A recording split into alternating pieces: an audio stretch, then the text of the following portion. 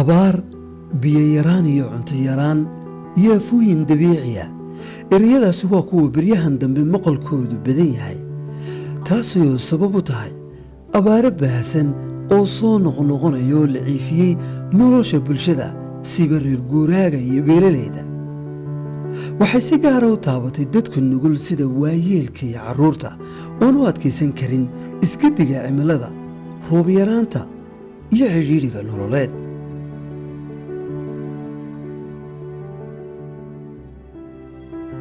Soomaalidu waa bulsho boqolkiiba 60 noloshoodu ku xidhantay miyiga, baahi weynna u leh dhirta iyo baadka ay xoolahoodu daaqaan.